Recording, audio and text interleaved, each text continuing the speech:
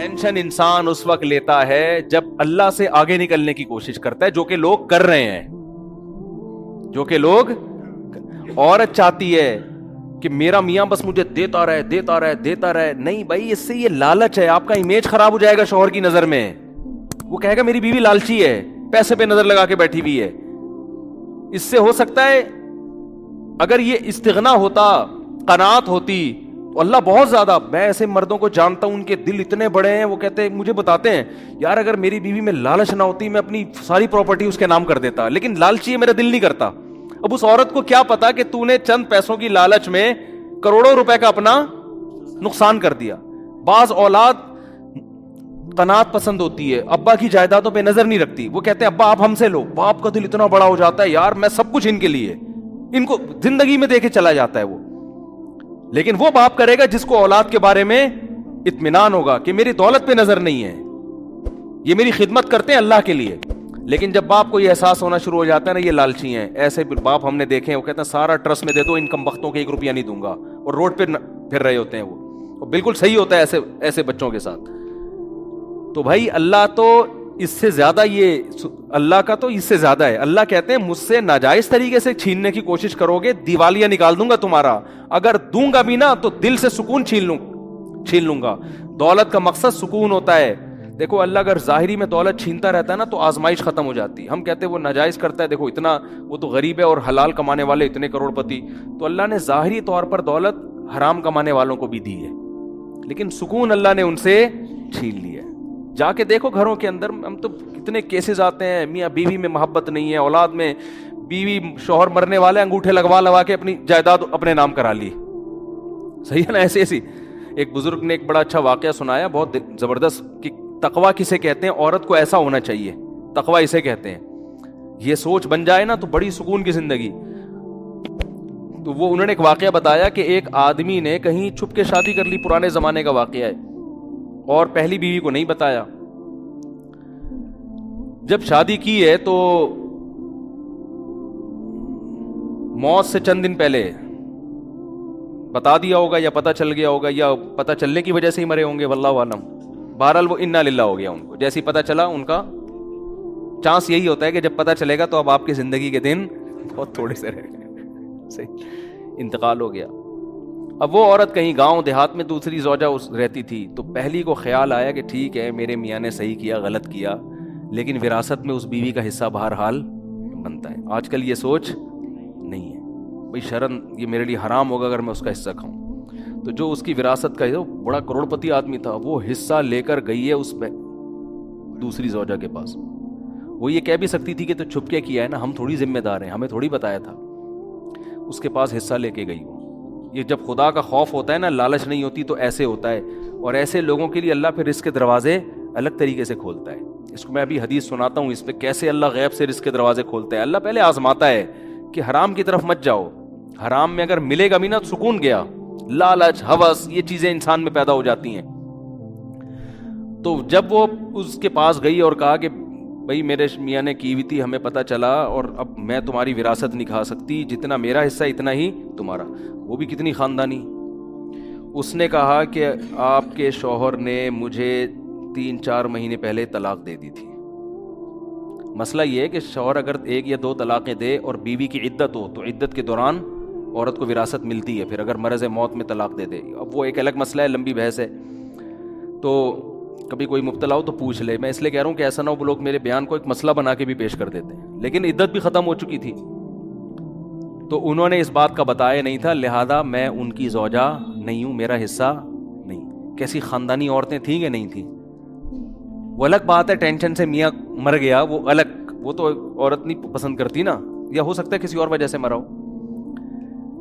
لیکن ہونا یہی چاہیے معاشرے میں، بھائی جو میرا حصہ نہیں ہے وہ میں کسی قیمت پہ نہیں لے سکتا.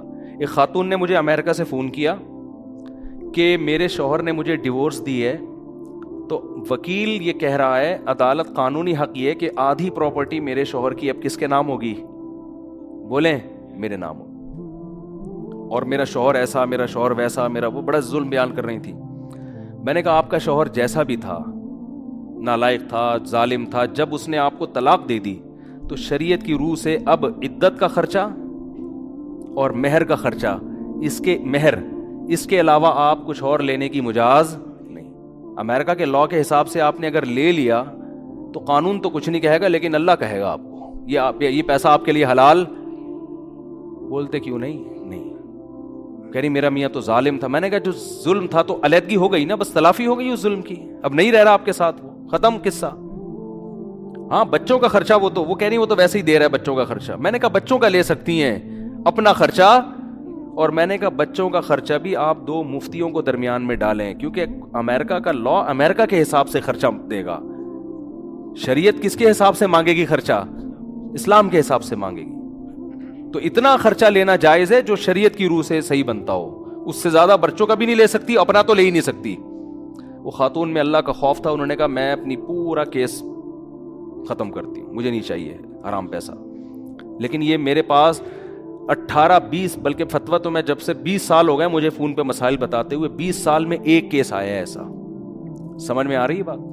لیکن جہاں مرد کو موقع ملتا ہے پیسہ ہتھیانے کا، مرد نہیں چھوڑتا، جہاں عورت کو موقع ملتا ہے عورت، اور وہ تو کہتے ہیں اب تو قانون ہے۔ بھائی یہ قانون پہلے خدا کا قانون ہے، اللہ نے قرآن میں بیان کیا ہے عورت کتنا پیسہ لے سکتی ہے کتنا نہیں لے سکتی، یہ ساری چیزیں قرآن نے بیان نہ کی ہوتی پھر آپ کہتے تو قرآن ڈیفائن کر چکا ہے۔ قرآن سے آگے آپ کیوں نکل رہے ہیں بھائی؟ اللہ سے آگے کیوں نکل رہے ہیں؟ قرآن کے الفاظ دیکھو، فلا وربک لا یؤمنون حتی یحکموک فیما شجر بینہم، اے نبی تیرے رب کی قسم یہ اس وقت تک مومن نہیں ہو سکتے جب تک شریعت سے فیصلہ نہ کروائیں۔ جب تک آپ اسلام سے فیصلہ نہیں کرواتے اللہ نہیں مانتا۔ ایسے تو لا الہ الا اللہ پڑھنے پر گورنمنٹ نے کوئی پابندی تھوڑی لگائی ہے، گورا 100 دفعہ پڑھ لے گا لا الہ الا اللہ محمد رسول اللہ، وہ کیوں نہیں پڑھ کے دے رہا؟ اس کو پتا ہے بھائی یہ سارا اسلام کو فالو کرنا پڑے گا۔ آپ صلی اللہ علیہ وسلم کے چچا ابو طالب کلمہ کیوں نہیں پڑھا انہوں نے؟ موت کے وقت نبی صلی اللہ علیہ وسلم کہہ رہے ہیں ایک دفعہ پڑھ لے، ان کو پتا ہے پڑھنے کا مفہوم کیا ہے، مطلب یہ ہے کہ پھر میں اپنا دین چھوڑ دیا، اس دین کو فالو کروں گا۔ آج پڑھتے جا رہے ہیں، کلمہ بھی پڑھتے جا رہے ہیں، لیکن اس کا نہ مفہوم سمجھ رہے ہیں، نہ اس کا مطلب سمجھ رہے ہیں، نہ اس کو فالو کر رہے ہیں۔ خیر جلدی سے بات کو سمیٹ کے ختم کروں۔ اب دیکھو ایک اور الٹا کام کیا ہو گیا، موسیٰ علیہ السلام راستہ بھول گئے۔ ہم کہتے ہیں او یار شٹ یہ کیا ہو گیا یار، ٹینشن ہو گئی۔ ابے بیگم بھی بولتی مروا دیا، میرے ابا نے اجنبی بندے سے میری شادی کرا کے مجھے مروا دی۔ میں ابا سے کہہ رہی تھی ابا بندہ آئی ڈی کارڈ تو چیک کرو اس کا۔ ابا کیا کہہ رہے ہیں، دیکھو بیٹا کوئی اس ملک میں کسی کمزور کی خدمت نہیں کر رہا تھا، یہ مسافر تھا، اس نے میری بیٹیوں کی خدمت کی بغیر کسی لالچ کے، یہ اس کی علامت ہے، یہ بندہ کیا ہے، 1 نمبر۔ ابا ان چیزوں کو فوکس کر رہے ہیں نا۔ پھر بیٹا یہ جب تم اس کو لے کر آئی ہو اس نے نظر اٹھا کے تمہاری طرف نہیں دیکھا، یہ شریف آدمی ہے۔ بیٹا یہ امانت دار ہے، تم نے خود کہا نظر نیچی اس کی، جو کسی کی بہن بیٹی میں خیانت نہیں کر رہا وہ بیوی کے حقوق میں کیسے خیانت کرے گا، ہے بھائی؟ اور اہم بات یہ اس نے اس پر کوئی اجرت نہیں مانگی ہم سے، اللہ کے لیے خدمت کی ہے، اور صحت مند بھی ہے، اگرچہ کما نہیں رہا لیکن جو صحت مند ہوتا ہے وہ جب چاہتا ہے کما لیتا ہے۔ دیکھو 2 چیزیں رکاوٹ بنتی ہیں، یا تو صحت نہ ہو پھر انسان نہیں کما سکتا، یا صحت مند تو سست ہو۔ سست لوگ کبھی بھی، میں ایسے ایسے سستوں کے جانتا ہوں الحمدللہ ہمارے محلے میں ہیں کہ آپ حیران ہوں گے ان کی، آپ کہیں گے یار ان کو انعام ملنا چاہیے، لیکن بہت زبردست صحت اٹھتے ہی نہیں۔ میں واقعہ سناؤں تو آپ حیران ہو جاؤ، آپ ہنس ہنس کے زمین پہ لیٹ جاؤ، سچے واقعات ہیں، ابھی چھوڑو یار سنانے نہیں چاہتا میں، اب موضوع چینج ہو جائے گا، سچے واقعات ہیں جھوٹے نہیں ہیں۔ سست کے ایسے واقعات ہیں جو آپ کہو یار ایسا بھی ہوتا ہے، لیکن وہ میں مسجد میں سنا مجھے بھی مناسب نہیں ہے، کبھی چھاؤں میں آئیں گے اکیلے انشاءاللہ میں آپ کو سناؤں گا، وہ مسجد میں سنانے کے نہیں، ایسے سست ہیں کہ بس چھوڑو یار کیا بتاؤں میں آپ۔ تو سست کتنا بھی صحت مند ہو، اول تو تھوڑے دن تک صحت رہتی ہے پھر وہ سست آدمی ویسے بیمار ہو جاتا ہے۔ تو انہوں نے دیکھا کہ نہ ان کے اندر سستی ہے، نہ یہ کمزور ہیں، اور ایماندار بھی ہیں۔ رزق کون دے گا؟ یہاں یہ سوچ رہے ہیں کہ نکاح کرو اگر فقیر ہوگے اللہ غنی کر دے گا، بھائی نکاح کر دیں گے اللہ کا وعدہ ہے غنی، نہیں کیا تو اس کا مطلب اللہ کی مرضی یہی ہے۔ یہ موسیٰ علیہ السلام کے جو سسر تھے ان کی یہ سوچ تھی۔ تو بیٹی بھی اللہ پہ توکل کر رہی، یہ نہیں کہہ رہی ہے ابا کیا اجنبی بندے سے شادی کرا دی، اب وہ لے کے جا رہے ہیں مصر، راستہ ہی بھول گئے، بھائی یہ تو بڑی مصیبت۔ وہ بھی صبر کر کے بیٹھی ہیں، بھائی میرے باپ کا انتخاب اچھا تھا، اب جو پریشانی آئے گی وہ کس کی طرف سے ہے؟ اللہ کی طرف، اسی میں خیر ہوگی۔ اور کمال کی بات جا کے نبوت ملی. تو نبوت ملتے ہی جن سے فرار ہو کے گئے تھے اللہ کہنے جانا کدھر ہے؟ سیدھا فرعون کے پاس, اس کے محل میں جا کے کہنا ہے کہ تو رب نہیں ہے. رب کون ہے؟ اللہ ہے. تو یہ تو ایسا ہو گیا کہ میں کہتا ہوں کہ اگر ہم ہوتے, ہم کہتے ہیں اللہ یہ تو بالکل ہی لاجیکل باتیں ہیں تیری, یہ کس طرح کی اللہ باتیں کر رہے ہے. میں موسٹ وانٹیڈ آدمی, مجھے تو وہ بھنک پڑے گی قتل کر دیں گے.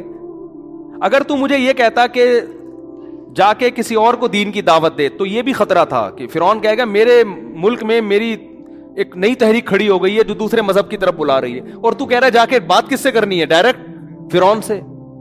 تبھی موسیٰ علیہ السلام نے کہا انی قتلت منہم نفسا, اللہ میں نے تو قتل کیا, مجھے مار دیں گے وہ. اور یہ ہے, اور پوری تقریر اللہ نے کہا کلا ہرگز نہیں, جانا پڑے گا تجھے, جانا پڑے گا, اور جا کے اس کو دعوت دینی پڑے گی. اور پھر اتنی آزمائشیں, جب موسیٰ علیہ السلام گئے فرعون کو دعوت دی, جو کچھ آزمائشیں قرآن بیان کر رہا ہے, موسیٰ علیہ السلام بنی اسرائیل کو بھی تسلیاں دے رہے ہیں اللہ کی مدد آئے گی, اللہ کی مدد آئے گی, ادھر بھی تسلیاں دے رہے ہیں. یہاں تک کہ قرآن کہتا ہے بنی اسرائیل پر اور مصیبتیں شروع کر دی فرعون نے, اور عذاب شروع ہو گئے. یہاں تک کہ بنی اسرائیلی جو حضرت موسیٰ کو پیغمبر مانتے تھے, معجزے دیکھ چکے تھے, کہنے لگے اوذینا من قبل ان تأتینا ومن بعد ما جئتنا, اے موسیٰ تیرے آنے سے ہمیں کوئی فائدہ نہیں ہوا, تیرے آنے سے پہلے بھی عذاب میں اور تیرے آنے کے بعد بھی ہم عذاب میں ہیں. اور حضرت موسیٰ کیا تسلی دے رہے ہیں, عسیٰ ربکم ان یہلک عدوکم, امید رکھو اللہ تمہارے دشمن کو ہلاک کرے گا. یہ جو اتنے ساری ناکامیاں اللہ پیدا کر رہا ہے, ناکام کرنے کے لیے نہیں. اگر اللہ ہمیں ناکام کرنے کے لیے کر رہا ہے, اس کا مطلب اللہ کی نظر میں فرعون بڑا ہے اور ہم اللہ کی نظر میں چھوٹے. تو فرعون کیسے بڑا ہو سکتا ہے؟ وہ تو عیاش ہے, وہ تو ظالم ہے. یہ توکل چاہیے اللہ کو اپنے بندوں سے. بات سمجھ میں آ رہی ہے کہ نہیں آ رہی ہے؟ اور یہ توکل ہمیں اللہ کو چاہیے نجی زندگی میں بھی, دفتروں میں بھی, گھروں میں بھی, کاروبار میں بھی, مسجدوں میں بھی, ہر جگہ یہ والا توکل اللہ کو ہم سے چاہیے کہ تم نے کام پورا کرنا ہے, نتیجہ کس پہ چھوڑنا ہے؟ اللہ پہ. غلط بھی ہو رہا ہے تو بس صحیح ہو رہا ہے. سمجھ میں نہیں آ رہی میرا خیال ہے بات؟ غلط بھی ہو رہا ہے تو صحیح ہو رہا ہے بس, پھر سکون بھی ملے گا, پھر صحیح بھی ہونا شروع ہو جائے گا, ورنہ غلط ہی ہوتا رہے گا. اور اگر آپ نے اللہ کو راضی نہیں کیا ہوا نا, پھر اللہ کی قسم اٹھا کے کہتا ہوں کہ اگر صحیح بھی ہو رہا ہے تو کیا ہو رہا ہے؟ غلط ہو رہا ہے. یہ آپ کی خوش فہمی ہے کہ صحیح ہو رہا ہے, یہ آپ کی دیکھو جب کسی دشمن کو آپ نے بلایا, آپ کے دشمن نے آپ کو بلایا, آپ کو نہیں پتا تھا کہ یہ میرا دشمن ہے, اس وقت آپ کو معلوم نہیں تھا. لوگ بتا رہے ہیں تمہارا دشمن ہے, آپ کو نہیں پتا, آپ کہہ رہے ہو نہیں یار یہ تو میرا دوست ہے. اس نے رسگلوں کا ڈبہ سامنے لا کے رکھ دیا, آپ نے 3 رسگلے کھا لیے. بعد میں کسی نے ثابت کر دیا کہ یہ کون تھا آپ کا دشمن, آپ فوراً الٹی کی گولیاں کھاؤ گے, یار یہ رسگلے نکالو, یہ اتنا بڑا دشمن ہے, یہ تو مجھے قتل کرنے کے لیے تلاش کر رہا تھا. آپ کو ان رسگلوں سے بو آنا شروع ہو جائے گی, خوف آنا شروع ہو جائے گا. جو اللہ والے لوگ ہوتے ہیں نا, گناہ کرنے کے بعد اگر ان کو عزتیں ملیں, پیسے ملیں, گناہ بھی ہو رہے ہیں پھر بھی سب کچھ مل رہا ہے, وہ اس پیسے سے, عزت سے کبھی خوش نہیں ہوتے. کہتے ہیں اللہ کوئی مجھے بڑی تباہی میں ڈالنا چاہ رہا ہے. کیونکہ موسیٰ علیہ السلام جب فرعون کو دعوت دی ہے تو فرعون کی ترقی کا گراف کم کے بجائے اور اوپر جانا شروع, اور بنی اسرائیل پر ظلم کا گراف وہ بھی اوپر جانا شروع, یعنی وہ اور تنزل کی طرف جانا شروع ہو گئے. لیکن موسیٰ علیہ السلام تسلیاں دے رہے ہیں کہ صبر کرو, اللہ تمہیں حکومت دے گا. ان الارض للہ, دیکھو زمین اللہ کی ہے, یرثھا من یشاء یورثھا من یشاء, ان الارض للہ یرثھا من یشاء, جس کو چاہتا ہے وارث بناتا ہے. تو یہ توکل اللہ ہم سے چاہتے ہیں. بات میرا بیان شروع کہاں سے ہوا تھا, یہ کہاں چلا گیا بیان؟ اچھا, پھر آخر میں موسیٰ علیہ السلام کو دیکھو نا, پھر اللہ نے حضرت موسیٰ کی مدد آ گئی, اور اللہ نے کہا کہ بنی اسرائیل سے کہیں کہ مصر سے نکل جائیں. اب تھوڑا بنی اسرائیل کو سکون ملا, بھائی اب انتظام ہو گیا, اب ہم نکل کے کہیں جائیں گے, ہنسی خوشی زندگی گزاریں گے. لیکن یہاں پھر کامیابی میں ناکامی. ادھر نکلے, فرعون کو پتہ چل گیا. اب بنی اسرائیل کہہ سکتے تھے کہ یہ لے بھائی, اے اللہ تو کیسی دعائیں قبول کر رہی ہے, تو سمجھ میں آنے والی بات ہے نہیں. تھوڑی سی راحت ملی تھی, تھوڑا سکون ملا, اب دوبارہ اور پھر ایسا فرعون کو پتا چلا راتوں رات اس نے اپنے پورے مصریوں کو نکالا ہے اور بنی اسرائیل کے پیچھے چلایا، اور بنی اسرائیل آگے آگے اور فرعون کا لشکر پیچھے پیچھے. شاید تھوڑی سی امید تھی، 1% چانس تھا بنی اسرائیل کو یہ خیال ہو کہ ہماری اسپیڈ فرعون کی اسپیڈ سے کیا ہے، زیادہ تیز ہے. شاید اللہ اس طرح سے بچانا چاہتا ہو کہ ہماری اسپیڈ بڑھا دے، لیکن آگے کیا ہے، راستہ بھلا دیا. وہی ہوا جو کوئی طور پہ ہوا تھا، راستہ اللہ نے بھلا دیا. آگے پانی ہے. اب بنی اسرائیل نے کہا موسیٰ انا لمدرکون، پکڑے گئے. اصل میں کہنا چاہ رہے تھے مروا دیا. پہلے تو کم از کم کچھ تو زندگی کھانے کو روٹ، اب تو یہ پکڑ کے ایسا مارے گا. موسیٰ علیہ السلام کیا کہہ رہے ہیں، کلا ہرگز، اِنَّ مَعِیَ ربی، میرے ساتھ کون ہے، رب. حضرت موسیٰ نے یہاں یہ نہیں کہا ہم سب کے ساتھ رب ہے. دیکھو نبی صلی اللہ علیہ وسلم کے ساتھ جب حضرت ابو بکر تھے، دشمن نے گھیرا غار میں، تو آپ نے ابو بکر کو فرمایا لا تحزن ان اللہ معنا، غم نہ کرو، ہمارے ساتھ کون ہے، اللہ ہے، میرے ساتھ بھی ہے، تمہاری بھی مدد کرے گا. ادھر موسیٰ علیہ السلام کو جب بنی اسرائیل نے کہا پھنس گئے، تو موسیٰ علیہ السلام نے یہ نہیں کہا ہمارے ساتھ رب ہے، کہا میرے ساتھ کون ہے، رب. علماء نے نکتہ لکھا ہے کہ موسیٰ علیہ السلام کو یقین نہیں تھا کہ یہ قوم بچے گی، کیونکہ دیکھ رہی ہے کہ اتنے معجزے دیکھ لیے، اللہ ہر مشکل سے نکالتا ہے تو اب بھی نکالے گا، توکل کرو. اب بھی کیا کہہ رہے ہیں، مارے گئے. تو اس لیے موسیٰ علیہ السلام کو ڈر یہ تھا کہ اللہ نے تو بچانے کے وعدے کیے ہوئے، لیکن ان کی حماقتوں کی وجہ سے کہیں اللہ ایسا نہ ہو کہ ان کو یہی ختم کر دے. تو کہہ رہے ہیں مجھے اللہ بچائے گا، تمہاری کوئی گارنٹی نہیں ہے، تمہاری حرکتیں ایسی ہیں. لیکن اللہ نے بچایا، اور ظاہر ہے اللہ نے اس لیے بچایا کہ موسیٰ علیہ السلام کو تو اللہ نے بنی اسرائیل کے لیے رکھا ہوا تھا نا. وہ جیسے وہ گواہ موسیٰ علیہ السلام لے کر گئے تھے کوہ طور پہ، بنی اسرائیلیوں نے کہا تھا ہم جب تک اللہ کو اپنی آنکھوں سے نہ دیکھ لیں، تورات اترتے ہوئے نہ دیکھ لیں، ہم ایمان نہیں لے کر آئیں گے. تو 70 آدمی موسیٰ علیہ السلام گواہ کے طور پہ لے گئے. تو ان گواہوں نے جب تورات اپنے آنکھوں سے دیکھ لی تو کہنے لگے ہم اللہ کو بھی دیکھیں گے.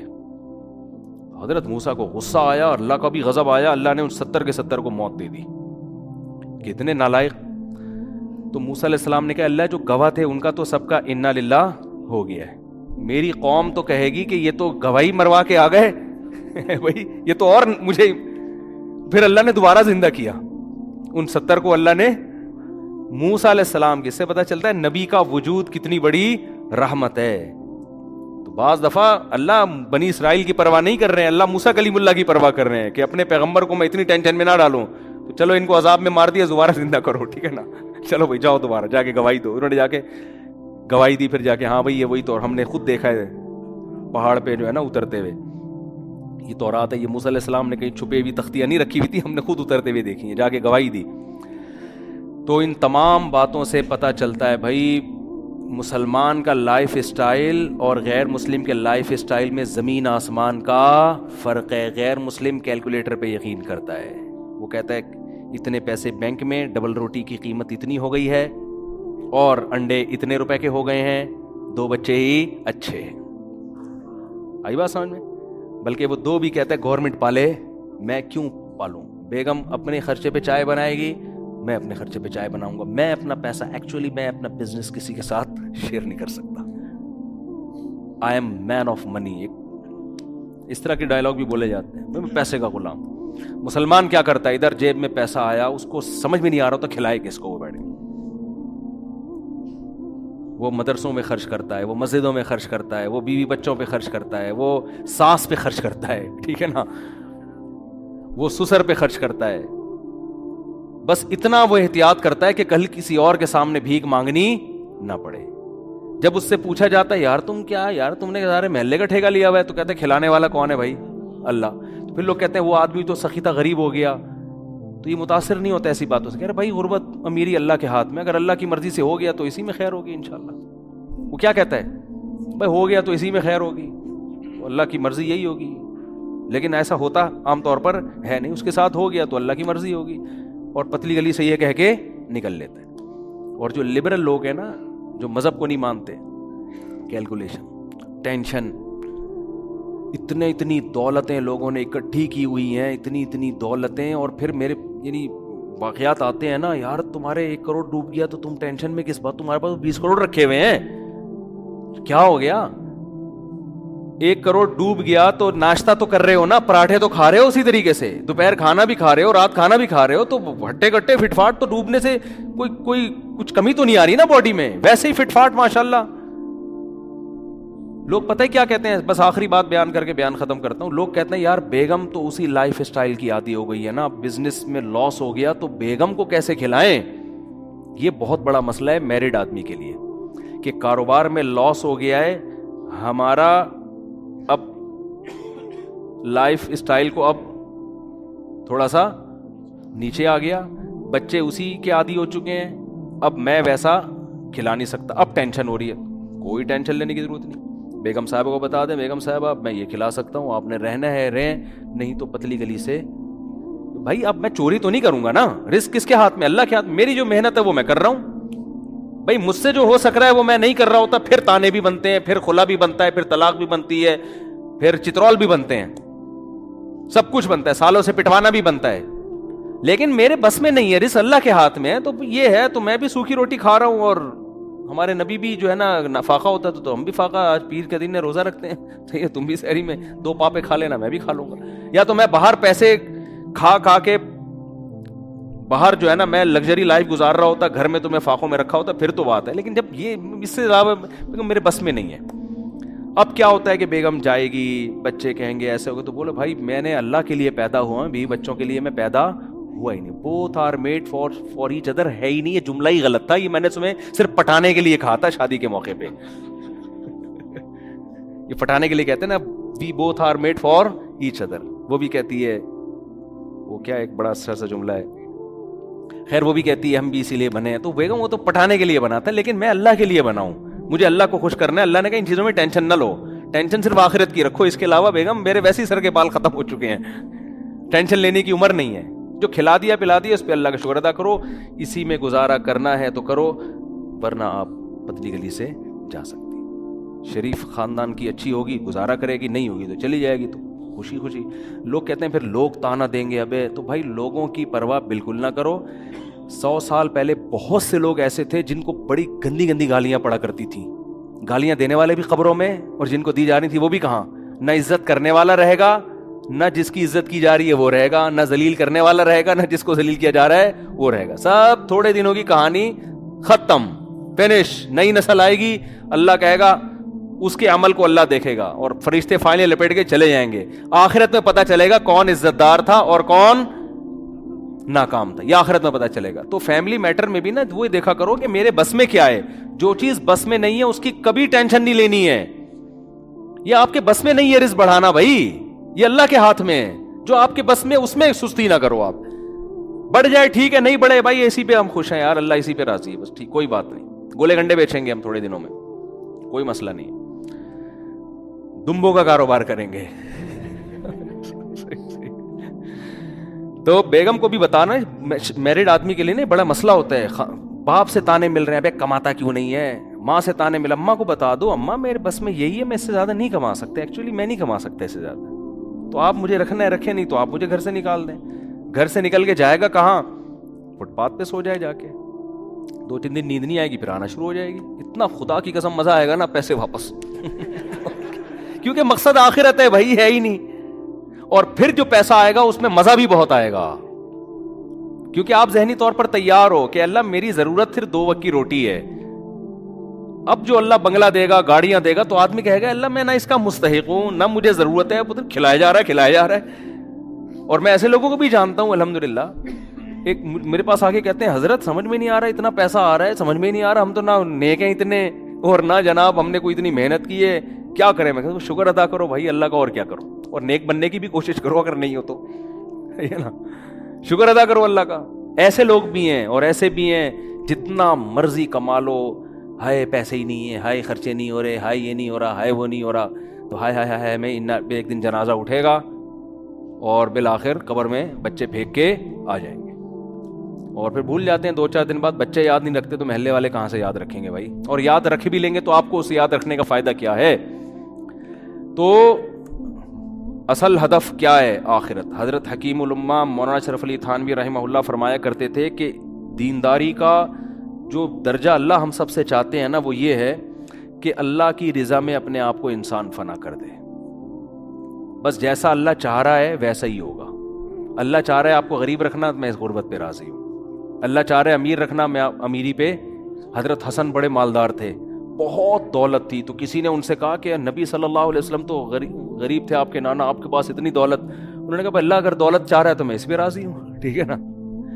بعض لوگ خام خامے تکلف کرتے ہیں نا، ایکچولی میرے پاس اتنا پیسہ آ گیا، اتنی ٹینشن ہے مجھے، میں تو غربت کی زندگی چاہ، لیکن کیا کروں، لوگ ہدیے دے کے چلے جاتے ہیں تو بالآخر مجھے نہاری مغز ڈال کے کھانی پڑ جاتی ہے. آئی بات سامنے. بعض لوگ بزرگ ہوتے ہیں، کھا بہت اچھا رہے ہوتے ہیں، جب نیک لوگ ہوتے ہیں کھا بہت اچھا، گاڑیاں بہت اچھی، تو جب لوگ کہتے ہیں کہ آپ اتنی لگژری لائف اسٹائل، ایکچولی وہ کیا کریں یار، اب مجبوری ہے. بھائی بولو ہے نا، اللہ کا فضل ہے یار. جب اللہ اچھی گاڑی دے رہا ہے، اچھا لگژری لائف اسٹائل، تو تیرے کو تکلیف کیوں ہو رہی ہے؟ میں نہاری اپنے خرچے پہ کھا رہا ہوں نا. کل میں نے نہاری کھائی ہے، مغز نہاری، اس لیے مجھے یاد ہے حقیقت. تو اپنے خرچے پہ کھا رہا ہوں نا میں.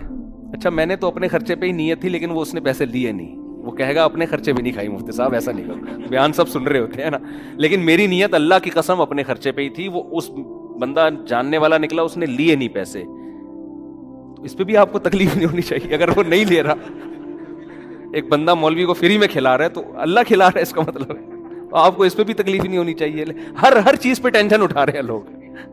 صحیح ہے نا. تو نہ دوسرے کی دولت دیکھ کے چلو، یہ سمجھو کہ یہ دنیا دار فانی ہے. یہ جو لینڈ کروزر میں گھوم رہا ہے، تھوڑے دن یہ بھی قبرستان، قبر کے پیٹ میں ہوگا، اور جو فٹ پاتھ پہ سو رہا ہے وہ بھی بالآخر قبر کے پیٹ میں. موسیٰ علیہ السلام مسکینی میں زندگی گزر گئی، کامیاب ہو گئے. فرعون نے دولت حکومت میں زندگی گزاری، برباد ہو گیا وہ. تو اصل بات اللہ کو ہدف بنائے انسان. سمجھ رہے ہو؟ اس سے سب سے پہلا انعام پتہ ہے کیا ملتا ہے؟ سکون، اطمینان. ڈپریشن سے، اسٹریس سے آدمی بچ جاتا ہے، سکون کی زندگی گزرتی ہے. میں نے دنیا داروں کے ساتھ بھی ٹائم گزارا ہے، اللہ والوں کے ساتھ بھی. جو بڑا فرق مجھے دونوں کی زندگیوں میں نظر آیا ہے وہ سکون کا نظر آیا ہے. اہل اللہ کی زندگی میں ایسا سکون ہوتا ہے، ان کے چہرے سے پتہ چل رہا ہوتا ہے سکون میں ہے یہ. اور یہ جو دینداروں کی طبیعت میں مزاح ہوتا ہے نا، یہ بھی سکون کی وجہ سے ہوتا ہے. سمجھتے ہو؟ جو بھی بزرگ لوگ ہم نے دیکھے ان کی مزاح کی حس بہت تیز دیکھی ہے. یہ سکون کی وجہ سے ہوتا ہے نا. جب آدمی ٹینشن میں ہوتا ہے تو اس کو لطیفہ سنا، آدمی کہتا ہے میں سالہ میں اپنی بیوی بھاگ گئی ہے تو لطیفے سنا رہا ہے میرے سامنے بیٹھ کے. حقیقت بتا رہا ہوں. ضروری نہیں کہ جو خوش ہو وہ دیندار بھی ہے، یہ ضروری نہیں ہے. تو لیکن ایک اصول عام طور پر ایسا ہوتا ہے کہ دینداروں کو اللہ نے سکون میں رکھا ہوا ہے، اور بے دین لوگ سب کچھ ہو کے بھی چہروں سے لگ رہا ہوتا ہے یار یہ سکون میں نہیں ہے، یہ ایک ہرلائی ہوئی زندگی گزر رہی ہے.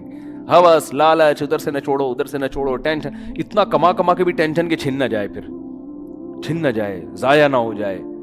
تو جب اللہ کے ہاتھ میں خزانے ہیں تو بھائی اللہ دے گا، ٹھیک ہے. اللہ نہیں دے گا تو اب کیا، اللہ سے تھوڑی لڑ سکتے ہیں، مانگتے رہیں گے اللہ سے. ہم عبدیت کا تقاضا یہ ہے کہ آدمی اللہ کے سامنے فنٹر بننے کی کوشش نہ کرے. یہ نہیں کہے کہ اللہ تیری مرضی، تو مجھے دے نہیں دے میں تو بس گزارا نہیں. بھائی اللہ کے سامنے اللہ میں محتاج ہوں، میرے اندر ٹینشنوں کو برداشت کرنے کی طاقت نہیں ہے. اللہ کو عاجزی پسند ہے، اللہ کے سامنے فنٹر گیری نہیں ہونی چاہیے. اے اللہ میں محتاج ہوں، مجھے صحت بھی چاہیے، مجھے نیک بیوی بھی چاہیے، مجھے صحت مند اولاد بھی چاہیے، مجھے عزت بھی چاہیے، اور رزق میں کشادگی بھی چاہیے. وہ جو غربت کے ذریعے تو آزماتا ہے اللہ، وہ وسیم بھائی کو آزما لے، مجھے چھوڑ دے. نام نہ لو لیکن فرشتے سمجھ جائیں گے کس کی بات کر رہے ہیں. تو اللہ مجھے تو کشادگی، تو اللہ سے مانگنا یہی چاہیے. سمجھ رہے ہو؟ یہی مانگنی چاہیے. ایک صحابی کو جب پتا چلا نا صبر کی اتنی فضیلت ہے تو وہ دعا مانگنے لگے، اللہ مجھے پریشانیوں میں ڈال دے تاکہ پھر میں صبر کروں. آپ نے فرمایا یہ دعا مت مانگو، خود نہیں مانگو اللہ سے. تو اللہ کے لیے تو بھائی حضرت ایوب علیہ السلام جو تھے بیمار تھے تو سونے کی ٹڈیاں گرنا شروع ہوئیں. جب صحت ملی ہے نا ان کو تو ساری ٹڈیاں جمع کر رہے ہیں گولڈ. تو اللہ نے کہا اے ایوب میں نے تجھے مستغنی نہیں کر دیا، اتنی دولت دے دی، اب میں آسمان سے ٹڈیاں برسا رہا ہوں تو جمع کر رہا ہے. لیکن انہوں نے کہا اللہ میں تیری رحمت سے مستغنی نہیں ہوں، تو جتنا دے گا میں تو لوں گا. آپ نے تو وہی یہ ایسے ہی ہے جیسے ابا نے آپ کو بہت پیسے دیے، ایک دن ابا نے آپ کو کہا چلو بیٹا میں تمہیں گولا گنڈا کھلاتا ہوں. ابا ایک گلے گنڈے غریب لوگ کھاتے ہیں، مجھے ضرورت نہیں ہے. ابا کو غصہ آئے گا نا، ابا کہے گا تو ہے بہت بڑا فنٹر ہے، ہمیں پتا ہے تو سیٹ کا بیٹا ہے، جب میں تجھے دے رہا ہوں نا تو عزت کے ساتھ لے لیتا. گلا خراب تھا نہیں کھاتا، کسی اور کو کھلا دیتا، لے لیتا آرام سے. سمجھتے ہو کہ نہیں سمجھتے؟ تو اللہ بھی چاہتے ہیں کہ ہم تو ویسے ہی محتاج ہیں نا اللہ کے، تو اللہ ہمیں تو سکون کی زندگی چاہیے، ہمارے گناہوں کی سزا نہ ہمیں دنیا میں چاہیے نہ ہمیں آخرت میں چاہیے، ہمیں تو بس معافی چاہیے. یہ اللہ سے مانگو تو اللہ کرے گا بھی انشاءاللہ ایسے ہی. بہت کم اللہ آزماتا ہے، بہت کم لوگوں کو، اور ہم میں تو آزمائش کی طاقت ہی نہیں ہے. بس اللہ سے، اور کبھی کوئی گناہ ہو جائے فوراً توبہ کرو، معاف کر دے اللہ، نہ دنیا میں انتقام لے نہ ہم سے آخرت میں. تو ہمیں بس معافی چاہیے.